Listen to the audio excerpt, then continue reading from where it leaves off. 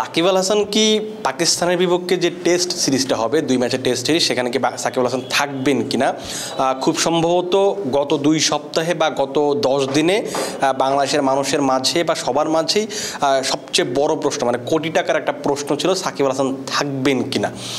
সেই প্রশ্নের একটা যথাযথ কারণ অবশ্য ছিল, কারণ বাংলাদেশে অনেক দিন ধরেই ছাত্র এবং জনতার একটা গণ অভ্যুত্থান চলছিল, আন্দোলন চলছিল। সেই সময়টাতে একেবারে পুরো সময়টাতে সাকিব আল হাসান নীরব ছিলেন। একেবারে যে নীরব ছিলেন সেটাও মনে হয় বলা যাবে না, কারণ সাকিব যখন এই ছাত্র জনতার পক্ষে কিছু বলছিলেন না বা বিপক্ষে কিছু বলছিলেন না, তখন তিনি কানাডার একটা টি-20 টুর্নামেন্ট খেলছিলেন, গ্লোবাল টি-20-তে তিনি বাংলা টাইগার্সের হয়ে খেলছিলেন। সেই সময়টাতে একটা কাণ্ড ঘটিয়ে ফেলেছিলেন, সেটা হচ্ছে যে প্রবাসী এক দর্শক বা সমর্থক তিনি রেগে গিয়ে বলতে আসলে ক্ষোভের বিস্ফোরণ ঘটিয়েছিলেন। তিনি সাকিবকে একটু চার্জ করেছিলেন বা কি বলে এটারে তিনি জবাবদিহিতার মুখে ফেলে দিয়েছিলেন। সেই সময় সাকিব সেই দর্শককে উদ্দেশ্য করে তিনি বলেছিলেন যে আপনি দেশের জন্য কি করেছেন, এরকম একটা প্রশ্ন করেছিলেন। সেটার কারণে কিন্তু সাকিব আল হাসানকে নিয়ে অনেক বেশি সমালোচনা হয়েছে। লাস্ট কিছুদিন সাকিবকে আসলে কি বলে মানে কচু কাটার মতো করা হয়েছে সমালোচনা করে।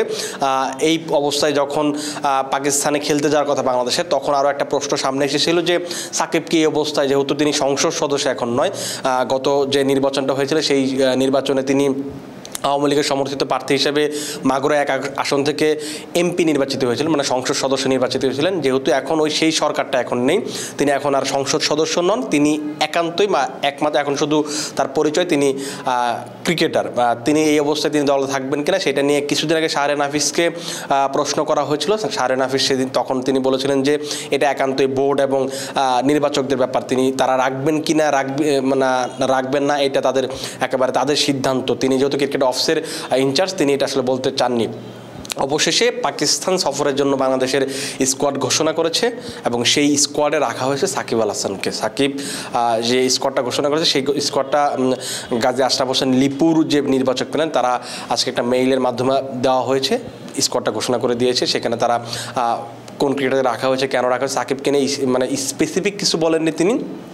কিন্তু যেটা হচ্ছে যে সাকিবকে রাখার পর এখন মানুষের রিয়াকশনটা কেমন হবে সেটা এখন বড় ব্যাপার। এখন আপনি হয়তো ধরেন, যেহেতু একটা আন্দোলন চলছিল, তিনি যেহেতু একটা দলকে সমর্থন করতেন, এটার পেছনে অনেক যুক্তি ছিল।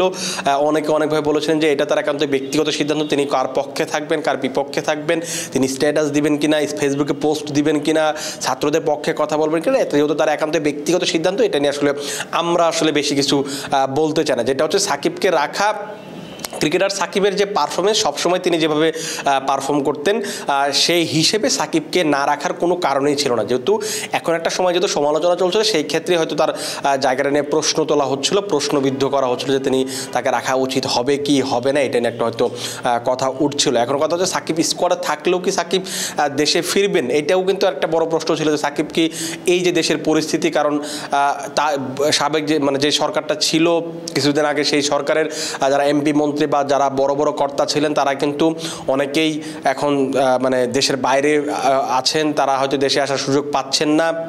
এই অবস্থায় সাকিব কি দেশে ফিরবেন কিনা, আমাদের কাছে যে তথ্যটুকু আছে সেটা হচ্ছে সাকিব এখন বা এই মুহূর্তে দেশে ফিরবেন না। যেহেতু বাংলাদেশ একটা সময় ব্যাপারটা এরকম ছিল যে সাকিব দেশে ফিরতে পারেন, সেটা হয়তো 12 বা 13 তারিখ নাগাদ, 12 বা 13 আগস্ট, কিন্তু এই মুহূর্তে ফেরার সম্ভাবনাটা খুবই কম, বা কম বলতে নেই বললেই চলে। কারণ দেখুন, বাংলাদেশ 16 আগস্ট পাকিস্তান সফরে যাওয়ার কথা ছিল, কিন্তু সেটা এখন কিন্তু একটু এগিয়ে আনা হয়েছে।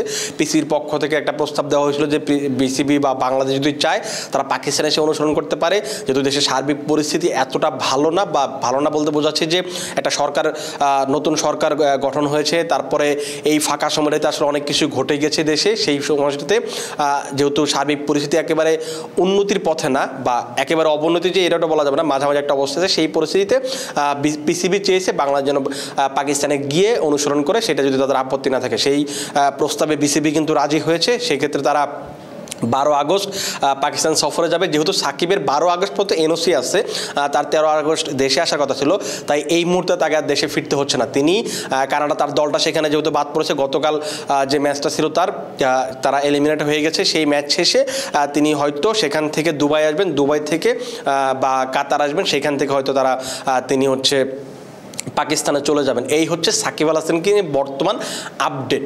আরেকটা জিনিস হচ্ছে স্কোয়াডটা যেহেতু দিয়েছে, আমরা এই স্কোয়াড নিয়ে একটু আলোচনা করতে চাই। এই স্কোয়াডের সবচেয়ে বড় পরিবর্তন যেটা আপনি বলতে পারেন সেটা হচ্ছে যে তাসকিন আহমেদের ফিরে আসা। তিনি লাস্ট যে বিপিএলটা চলছিল ঢাকা দুর্দান্ত ঢাকার হয়ে খেলছিলেন, সেই দলের হয়ে খেলার সময় তিনি বলেছিলেন যে তার কাঁধের চোটটা যেহেতু অনেকদিন ধরে তাকে ভোগাচ্ছিল, আমরা 23 বিশ্বকাপের সময় দেখেছি তিনি কাঁধের চোট নিয়ে অনেক বেশি সমস্যার মুখে পড়ছিলেন।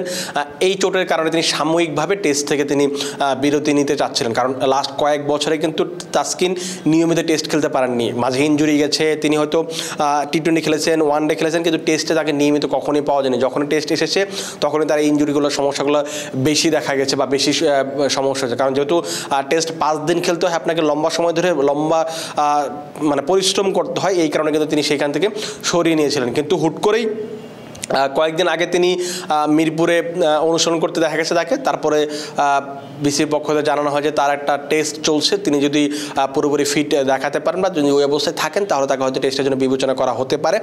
শেষ পর্যন্ত গাজী আশরাফ হোসেন লিপুর যে নির্বাচক প্যানেল আছে তারা কিন্তু তাকে অ্যাপ্রুভ করেছে এবং জিনিসটা পাকিস্তান সফরে তিনি টেস্ট খেলতে যাচ্ছেন।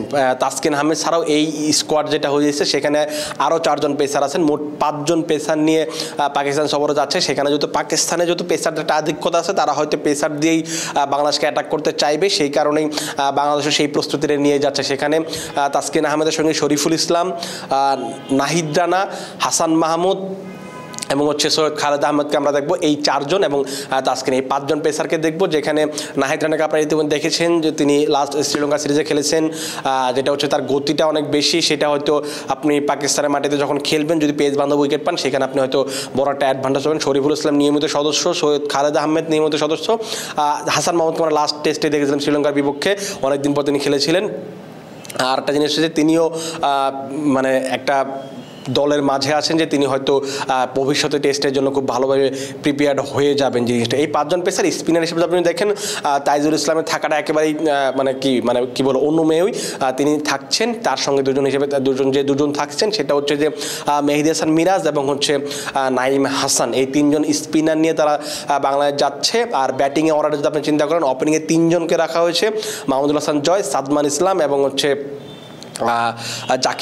জাকির হাসান, এই 3 জনকে ওপেনিংয়ের জন্য বিবেচনা করা হয়েছে। তারপরে যারা আছেন অধিনায়ক নাজমুল হোসেন শান্ত, সাকিব আল হাসান আছেন, মুশফিকুর রহিম, মমিনুল হক, লিটন দাস, এই হচ্ছে বাংলাদেশের স্কোয়াডটা। কিন্তু এইখানে যদি আপনি স্কোয়াডটা যদি আলোচনা করতে যান, আমি তো সবার নামই বললাম, কিন্তু আমার কাছে মনে হয় যে পেস ইউনিটটা খুব ভালো হয়েছে। 5 জন পেসার, আপনি এর যে বেটার পেস ইউনিট নিয়ে আপনি আসলে যাওয়ার সম্ভাবনা খুবই কম, কারণ আপনি যদি বাইরের দিকে তাকান আপনি এদের চেয়ে বেটার কম্বিনেশন আপনি পাবেন না। স্পিনেও আপনি অফ স্পিনার 2 জন, অফ স্পিনার 1 জন, বাহাতি স্পিনার সাকিব আল হাসান নিজে আছেন। যেহেতু 4 জন স্পিনার হয়ে যাচ্ছে, আপনাকে আর খুব বেশি স্পিনার নিয়ে যাওয়ার প্রয়োজন নেই। টেস্টে যেহেতু আপনার লেগ স্পিনার নেই, মানে আপনার যেহেতু দেশে লেগ স্পিনার নেই, সেক্ষেত্রে আপনার লেগ স্পিনার নেওয়ার কোনো আসলে সুযোগই এখানে নেই। এটা হচ্ছে মূল কথা। কিন্তু আমার কাছে যেটা মনে হয় যে এই স্কোয়াডটাতে সবই ঠিক আছে, একটা জায়গাতে মনে হয় আমার কাছে একটু দুর্বলতা আছে, সেটা হচ্ছে যে মিডল অর্ডারে একটা ঝামেলা হতে পারে। দেখুন, আমরা হয়তো 3 নম্বরে নাজমুল হোসেন শান্তকে দেখবো, 4 নম্বরে মমিনুল হককে দেখবো, 5-এ হয়তো মুশফিককে দেখা যেতে পারে বা সাকিবকে দেখা যাবে। যদি আমরা সাকিবকে 5-এ দেখি,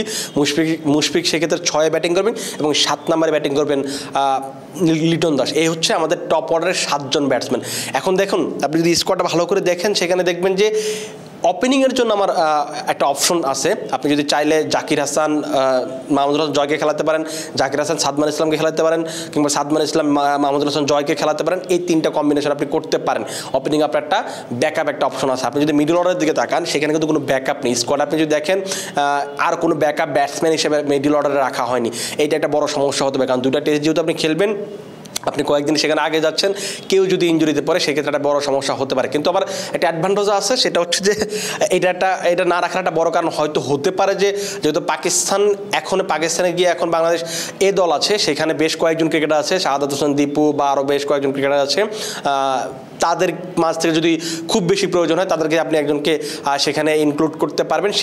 সেই কারণে হয়তো আমার যেটুকু মনে হচ্ছে যে তারা হয়তো এই মিডল অর্ডারে কোনো ব্যাকআপ প্ল্যান নিয়ে, মানে প্ল্যান বলতে বোঝাচ্ছি যে ব্যাকআপ কোনো ক্রিকেটার নিয়ে যাচ্ছে না, যেহেতু তাদের পাকিস্তানে যেহেতু আরও একটা দল আছে, সেখান থেকে যদি কেউ ইনজুরি হতে পারে সেখান থেকে তাদেরকে নিয়ে আসা হতে পারে বা নেওয়া যেতে পারে, যেহেতু ওই দলটাও 30 তারিখ পর্যন্ত খেলবে, একই সময় পর্যন্ত থাকবে। সো সেক্ষেত্রে আপনার অতিরিক্ত কাউকে নিয়ে যাওয়ার খুব বেশি প্রয়োজন হচ্ছে না, এটা একটা কারণ হতে পারে। কিন্তু যদি সেটা না হয় সেক্ষেত্রে কিন্তু একটা বিপদ হতে পারে। এটা হচ্ছে এই দলটা নিয়ে প্রত্যাশা আসলে কেমন করবেন, কারণ অনেক দিন ধরেই বিসিবি চাচ্ছিল যে টেস্ট দলটাকে ভালোভাবে গড়ে তোলার জন্য। চট্টগ্রামে দেখেছি, সিলেটে দেখেছি যে তারা তাদেরকে অনেক দিন ধরে টেস্টের আবহ দেওয়ার চেষ্টা করছেন, প্র্যাকটিস চলছিল, অনুশীলন চলছিল, নিজেদের মাঝে ম্যাচ খেলেছে। এখন একটা এইচপি দল অস্ট্রেলিয়াতে খেলছে, এ দল পাকিস্তানে পৌঁছে গেছে। তার মানে হচ্ছে টেস্ট নিয়ে তার বিসিবির যে একটা সিরিয়াসনেস সেটা কিন্তু দেখা গেছে। এখন কথা হচ্ছে যে আগামী যেহেতু 7-8টা টেস্ট খেলতে হবে এই বছরই প্রায়, সেই টেস্টগুলোতে বাংলাদেশ কেমন করে সেটা একটা বড় প্রমাণ পাওয়া যাবে। এই পাকিস্তান সফর থেকে বাংলাদেশ কীভাবে শুরু করে, পাকিস্তান সফরটা বাংলাদেশের জন্য একেবারেই সহজ হবে না, কারণ তাদের pace unit, spin unit, batting unit সবই বাংলাদেশের থেকে অনেক বেশি ভালো। এখন পর্যন্ত বাংলাদেশের পাকিস্তানে গিয়ে যেগুলো ম্যাচগুলো খেলেছে সেখানে বাংলাদেশের স্মৃতিও খুব বেশি ভালো না, সেটা একটা বড় কারণ হতে পারে, একটা দুশ্চিন্তার কারণ হতে পারে। কিন্তু এইবার যেহেতু দেশের এখন একটা বড় মানে যে পরিস্থিতি, তাতে বাংলা যদি একটু ভালো করে মানুষের মুখে একটা হাসি ফুটবে, সেইটা করার চেষ্টা করতে হবে ক্রিকেটারদের, নিজেদের একদম সেরাটা দিয়ে খেলার চেষ্টা করতে। সেই ক্ষেত্রে তো পাকিস্তানকে চেপে ধরা যেতে পারে। পাকিস্তানের টেস্ট সিরিজ শুরুতে এখন অনেক দেরি আছে, 21 তারিখ থেকে শুরু হবে রাওয়ালপিন্ডিতে, তারপরের ম্যাচটা হচ্ছে 30 তারিখে।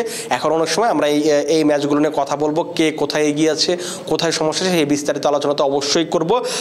স্কোয়াড নিয়ে আলোচনাটা আপাতত এই পর্যন্ত থাক। আপনারা ভালো থাকুন, সুস্থ থাকুন এবং ক্রিক ফ্রেঞ্জির সাথেই থাকুন।